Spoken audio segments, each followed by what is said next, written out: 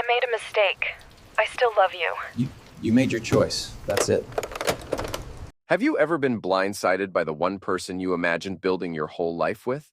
That's exactly what happened to me, just days before I was supposed to get married.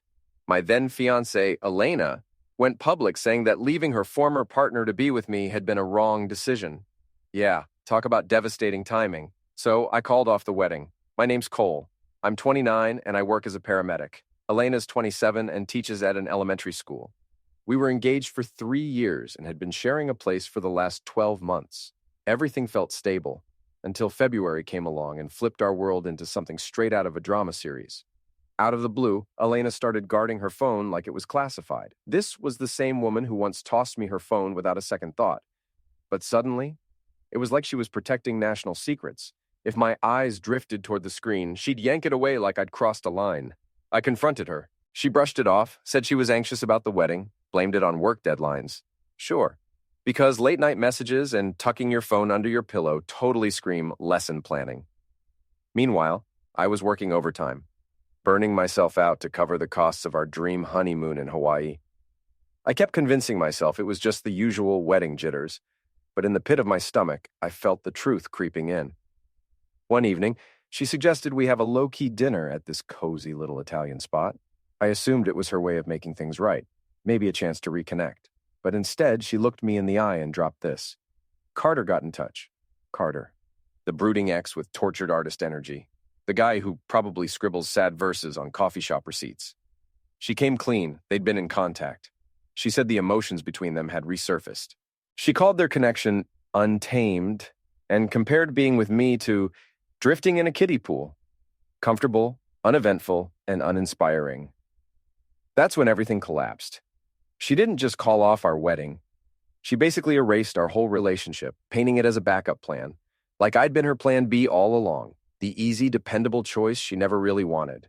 Now I keep wondering if love should feel like chaos, or if I was just the easier choice all along. I sat there in silence, stunned. My face probably looked like a frozen screen, blank and glitching. Across from me, Elena twisted her napkin, eyes darting like she was hoping someone would rescue her.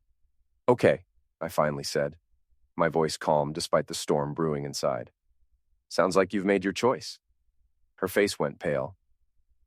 Wait, what do you mean? You just said Carter might be the better fit.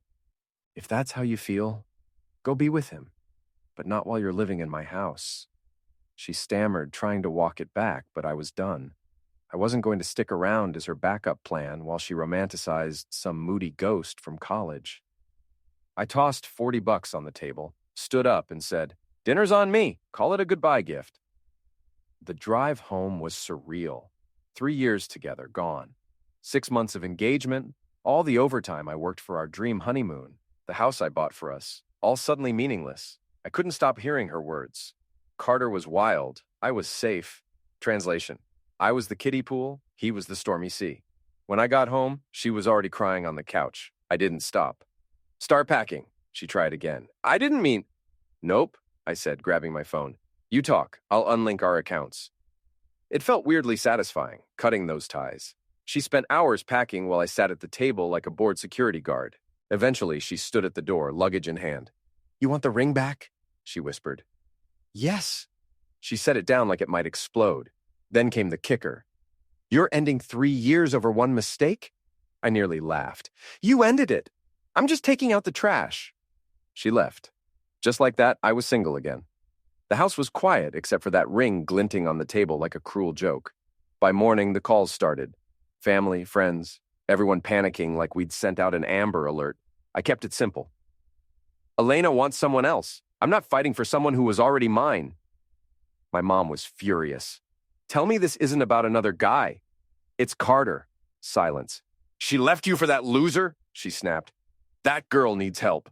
"No," I said. "He does." Even Dad chimed in. "Want help canceling the caterer?" "Dad, my fiancé bailed. The risotto isn't the problem."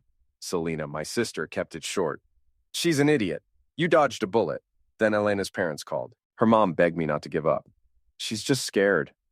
"She compared me to her ex," I said. "That's not fear, that's disrespect." Her dad didn't call, just left a voicemail. "Relationships take work." Right. Nothing says team effort like fantasizing about someone else while sharing a bed. I didn't call them back. What could I say? Your daughter called me boring and bailed. Hope all's well. Then came the DMs from mutual friends. Curious, nosy, eager for tea. I kept my response short and clean. Ask Elena about Carter. That said it all. No drama, no shade, just the truth. Mic dropped. People are more perceptive than we think. One sentence was all it took to reveal everything, and the kicker, she had to own it. Had to admit she blew up our 3-year relationship because her college ex slid into her DMs one night. Word spread fast. We didn't run in a big circle, maybe 15 close friends, but within days, everyone knew. Most were on my side, especially the guys. No one blamed me for walking away after being treated like a backup option. I never signed up to be someone's emotional safety net. Still, a few people thought I was too harsh. Maybe therapy would have helped, one friend said. Like quoting a psychology podcast made them an expert. Therapy? I said. To help my fiancé realize she shouldn't be torn between me and her ex? I don't think so. Another chimed in. She might have needed time to figure things out. Cool, I said. And I'm supposed to wait around holding a choose me if you feel like it sign? Yeah, no thanks. I wasn't going to spend thousands trying to convince someone already wearing my ring that I should come before Carter. But honestly, the breakup wasn't the worst part. It was canceling the wedding. We'd dropped thousands. Venue, photographer, catering, flowers, DJ. All non-refundable heartbreak. Some vendors were decent. The photographer, an absolute champ. When I called, she sighed like she'd seen it all. Trust me, you're not even in my top 10 disasters, she said. Just a small cancellation fee. Others weren't so forgiving. The venue kept everything. We can't rebook this close to the date, they claimed. Right, I said. Because everyone's dying to tie the knot the day my life blew up. The caterer expected me to pay for the food. We already bought ingredients. Awesome, I said. Hope someone enjoys 200 chicken marsalas without me. All told, I was out around $8,000. But I didn't ask Elena for a dime. I could have.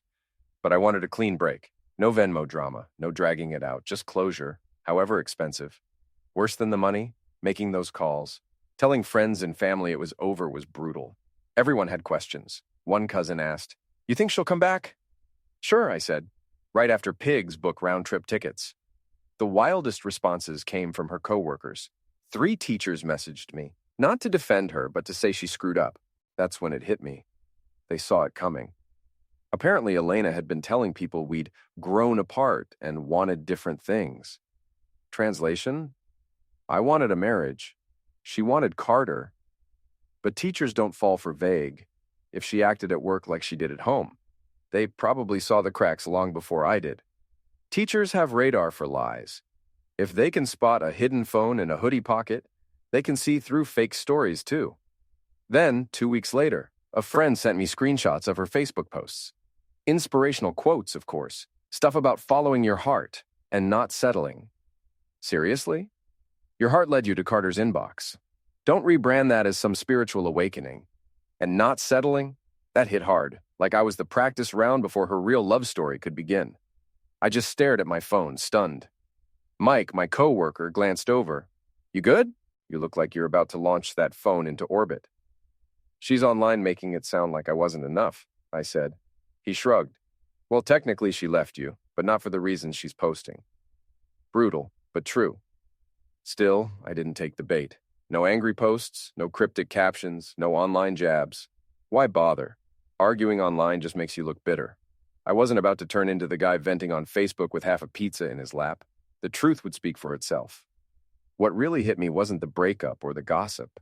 It was the quiet, the stillness. No, how was your day, when I walked in. No cooking together or bickering over Netflix. Just me, the microwave, and way too much silence. Sometimes I'd still ask, what do you feel like watching? Then remember, nobody's there, except the ceiling fan. I threw myself into work, picked up every shift, covered for coworkers, logged overtime like it was a full-time job.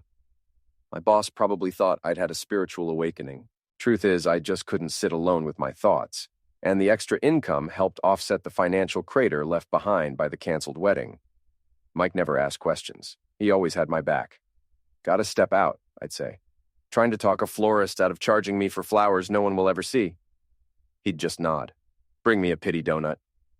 Honestly, my whole team stepped up. A few had survived messy divorces and offered wisdom only heartbreak could teach. Better now than after you signed the papers, one said.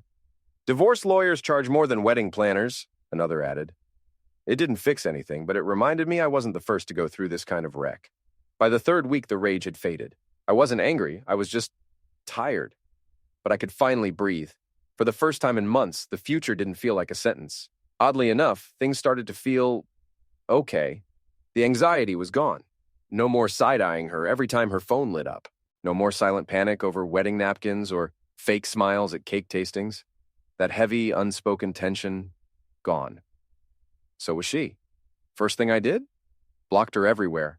Phone, social media, even Pinterest. No chance I'd accidentally see her planning wedding 2.0 with Carter. If she wanted to reach out, she'd be yelling into a void. And if Carter was really better for her, great. Let her enjoy garage living with a guy who peaked during frat week. Around that time, I started talking with Vanessa, an ER nurse with a sharp wit and zero drama. We weren't dating, just sharing small talk during downtime. But it was refreshing. She laughed at my jokes, asked questions, remembered things I said. No passive-aggressive sighs, no mystery cold shoulders, just normal conversation. One day she joked, "Is sarcasm your therapy?" "Pretty much," I said. "It's cheaper." It hit me then. Elena had mentally checked out long before the breakup. While I was booking venues, she was fantasizing about Carter. But Vanessa, she just got it. No games, no pressure, just two people talking like adults. Then one afternoon, I'm mid-renovation, covered in sawdust, and my phone buzzes. It's Jordan, barely able to speak through laughter. "Dude," he wheezes, "you're not going to believe this. If this is another pyramid scheme? No, gold. My buddy's girlfriend knows one of Elena's coworkers." I sighed. "Of course she does," he continued. "Carter dumped her." I stopped mid-swipe. "Wait, he broke up with her?" "Yep, 6 weeks in. Said he never really loved her. Just wanted to see if the spark was still there." I sat down, stunned. "So he test drove her and returned the keys?" Jordan was still cracking up. "She's been calling nonstop. He had to block her." I nearly dropped my coffee. She got blocked? The queen of ghosting got ghosted? It was poetic. After all her talk about passion and fate, she got burned, again, by the same guy. Turns out nostalgia doesn't come with a refund. And yeah, I felt a little smug. I'd seen Carter for what he was from the start. All flash, no substance. The kind of guy you know will disappoint you. And she still picked him. Twice. I didn't laugh, but I could have. The irony was too perfect. She handed me betrayal on a silver platter, and life served her poetic justice right back. But more than satisfaction, I felt peace. Real, lasting, sleep-like-a-rock peace. I dodged a train wreck, and the gossip, nonstop. Suddenly, it was like the universe was on a clearance sale for closure. She'd been flooding her socials with glittery self-love quotes. Know your worth. Never settle. That kind of recycled fortune cookie wisdom. Then Carter dumped her, and her TED Talk era vanished overnight. Even her coworkers, once cheering for her true love reunion, went quiet. Hard to keep waving the romance flag when your leading man ghosts you in a 5-word text. A few days later, my sister told me Elena's mom had called ours, crying, asking if I might talk to her. My mom, bless her, gave the gentlest, absolutely not ever recorded. "Your daughter made her choice," she said. Now she lives with it. A week later, I ran into Lila, one of the former bridesmaids, at the grocery store. Tense at first, but then she smiled. "Hey," she said. "Most of us think you did the right thing. What she did wasn't okay." Right there in the chip aisle, I nearly hugged her. When you're surrounded by chaos, validation hits different. Then she dropped the real bomb. Elena had fully believed Carter would drop everything, his job, his city, maybe his gym membership, and move in with her. She'd built a whole fantasy around a guy who couldn't commit to a weekend plan. Reality clearly hadn't gotten the memo. That's the trap with emotional cheating. Nostalgia paints your ex like a soulmate instead of someone who already chose to leave. Suddenly, a college fling becomes meant to be. Right, like microwave pizza is fine dining. Then came the please Cole phase. Blocked numbers, mystery voicemails, maybe even borrowed phones. I didn't answer. If I wanted emotional spam, I'd pick up robocalls about car warranties. She even showed up at Jordan's firehouse. She looked wrecked, he told me. Wanted me to pass along a message. What'd you say? Told her to get lost. That's why Jordan stays in the inner circle. No hesitation, no fluff. Did I feel a little bad? Maybe. But most of me thought, you built this. Enjoy the view. When that didn't work, she went full drama. A Facebook essay. I wouldn't have seen it, she was long blocked, but my sister did. Sent screenshots with the subject line, "Brace yourself." Elena's version? I never loved her. I abandoned her. I was distant and cold. Not one word about Carter. No mention of how she told me I was the safe, boring guy. Just a polished victim monologue. The real entertainment? The comments. People weren't buying it. Didn't you leave him for your ex? This story feels incomplete. Girl, be serious. She deleted it within hours, but the internet never forgets. That was the moment I realized she wasn't sad. She was spiraling. When your breakup recovery plan includes writing fiction for Facebook, you've hit emotional rock bottom. Meanwhile, I was breathing easy. My 30th birthday rolled around a few months later. Normally, I don't care about birthdays, it's just cake for breakfast. But my family? They celebrate like it's the Oscars. No skipping it, breakup or not. By then, I'd been seeing more of Vanessa. I casually mentioned the party and she lit up. "Wait, I get to meet your family?" "Sure," I shrugged. "Just know my mom will ask about marriage before dessert." She laughed and didn't flinch. That was a good sign. The day of, I actually woke up happy, which felt strange. Isn't 30 when you're supposed to wake up with back pain and regret? But there I was, standing in my own place with a job I liked, real friends, and someone who didn't treat me like a placeholder. Just a few months earlier, I was drowning in wedding stress and dodging mood swings over what kind of napkins we ordered. Now, I was living, breathing, and free. And that felt like a birthday worth celebrating. Vanessa showed up around 3 with a cake. Not just any cake, a masterpiece. Homemade chocolate with frosting that didn't taste like it had been squeezed from a can. She remembered me ranting once about how store-bought icing tastes like chemicals, so she made it herself. That gesture, worth more than any diamond. Definitely more than Elena's classic move of "I ordered delivery again, happy anniversary." From the moment my mom met Vanessa, she was hooked. The two of them were swapping cake ideas like they'd been baking buddies since forever. My dad, meanwhile, was outside showing off at the grill like he thought someone might hand him a cooking show. He even let Vanessa try his famous secret sauce, the same sauce he normally treats like it's a top-level government secret. If he's offering that, it's basically a welcome to the family gesture.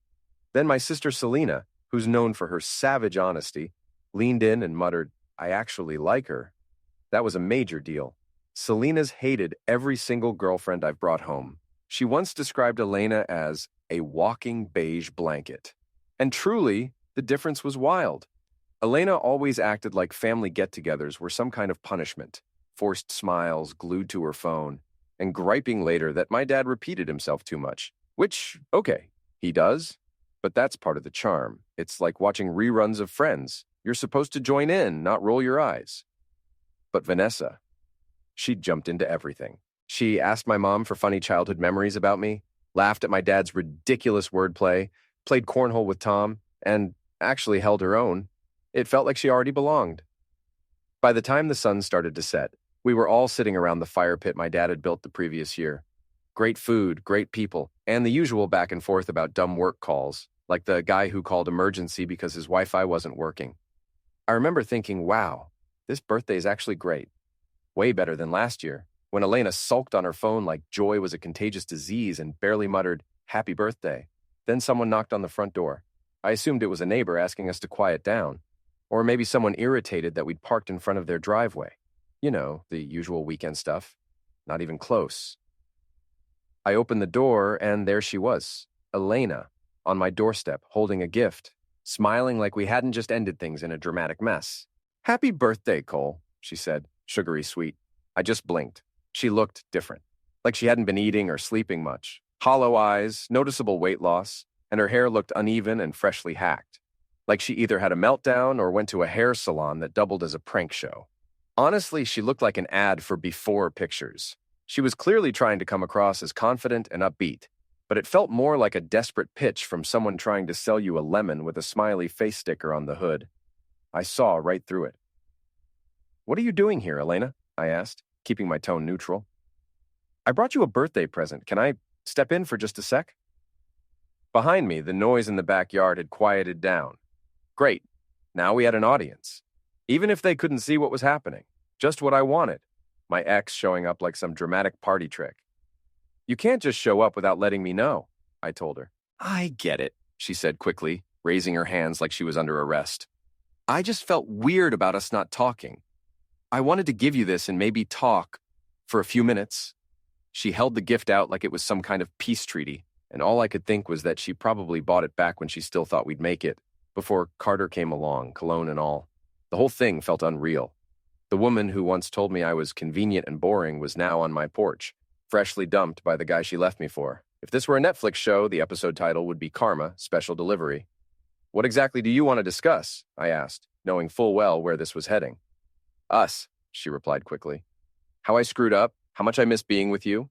I laughed, loudly. Definitely not the reaction she was expecting. You miss that? You mean the relationship you called safe and dull?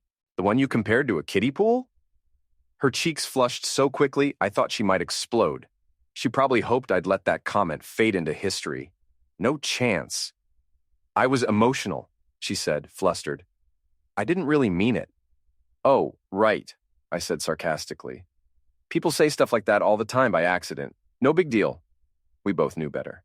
No one says something so specific unless they've been thinking it for a while. Just then, the front door opened and Vanessa stepped outside. Is everything all right out here? She asked, calm as ever. The expression on Elena's face was gold. She went from smug to stunned to furious in about 2 seconds. You could practically hear her thoughts. Wait, he moved on? He's supposed to be heartbroken, rewatching sad movies and waiting for me to come back. Who is this? Elena snapped, her voice jumping an octave. Vanessa didn't even blink. She just smiled politely and said, I'm Vanessa. You must be Elena, like she was greeting someone at a reception desk. Cool, collected, no drama. If there were awards for grace under pressure, Vanessa just won one. You're already seeing someone? Elena shrieked. Actually, I replied with a calm correction, it's been nearly 3 months since you chose Carter, so yeah, I'm with someone who actually gives a crap. That's when Elena blew up. She started yelling about how I never fought for her, how I moved on too fast, how I treated her like she didn't matter. Classic reversal. She was the one who tossed me aside like I was backup. Yet somehow I was the villain for refusing to wait around and cry over it. After everything went down, Vanessa just stood there like a statue of calm. Even though I could sense how uneasy she was, she stayed composed. She didn't argue, didn't try to clear her name. Just let Elena self-destruct in front of everyone. Honestly, it was the kind of drama you'd expect popcorn for. The yelling was loud enough to raise the neighbors, so of course my dad came around the side of the house. One glance at the situation and he locked eyes with me, his tone firm and unmistakable. She needs to go. Naturally, Elena acted like he hadn't said a word. She kept going, voice rising in pitch like she thought being louder would somehow make her more persuasive. That's when Selena came charging out the door. Leave now, or I'm calling the police. Straightforward, unapologetic, and pure Selena. My family had never exactly rolled out the red carpet for Elena, but back when we were engaged, they faked politeness for my sake. Now that the ring was off, the gloves were too. Selena had clearly been waiting for this showdown like it was the final round of a title fight. But Elena wasn't ready to retreat. She was spiraling, and you could practically see the fantasy she'd built in her head collapsing. In her version, she shows up with a present. I get emotional, and we ride off into the sunset like some soap opera ending. Instead, she ended up yelling in my front yard while my girlfriend looked on like she'd stumbled into an unscripted reality TV show called Ex-Fiancé Meltdown. Eventually, Elena stormed off toward her car. I figured the scene was over, but nope. She couldn't resist one last dramatic flare. Her mascara had streaked so badly she looked like a raccoon who lost a fight with the weather. This is insane, Cole. Wouldn't it just be simpler if we got back together? We had 3 years. 3 years? Yeah, and all of it about as productive as a broken vending machine. Sure, it's history, but that doesn't make it worth preserving. I looked at her, clutching that pathetic gift like it would undo everything she'd wrecked. Just a few months earlier, she'd been my bride-to-be. Now she was just some stranger melting down on my front steps because I hadn't stayed heartbroken in her absence. Easier for who? I called back. Because it seems pretty easy on my end. Mic drop moment, no question. She jumped in her car, slammed the door, and took off like a teenager grounded for the weekend. Tires screeching, the whole dramatic exit. I half expected her to drive back and TP the place. I stepped back inside. Vanessa gave my hand a quiet squeeze. No questions, no pressing. Just silent support. My family was irritated, yeah, but the mood settled fast. Birthdays keep moving, tantrums or not. The rest of the evening ended up being genuinely fun. Elena's interruption felt like a strange commercial break in an otherwise solid episode. Her present? We tossed it the next morning. Didn't even open it. Nothing in that box could have outweighed the peace of not being with her anymore. That part of my life? Officially over. Padlocked and tossed into the fire. About a month later, word got around that Elena had moved back in with her parents. Turns out, without someone to split the rent, her teacher salary couldn't cut it on its own. The irony didn't escape me. She'd traded a stable home, steady job, and someone who actually loved her, for a guy who treated her like a timeshare. And it took all of 6 weeks for Mr. Meant-to-Be to ditch her. That's what I call a stellar return on poor decisions. Not long after, I heard she'd taken some time off from teaching. Voluntary? Maybe. Or maybe her employer nudged her toward a mental health sabbatical after too many red flags. Either way, I couldn't imagine the joy of waltzing back into work and explaining, "Remember my engagement? Yeah, that exploded. Now I'm back with mom and dad. Creamer, anyone?"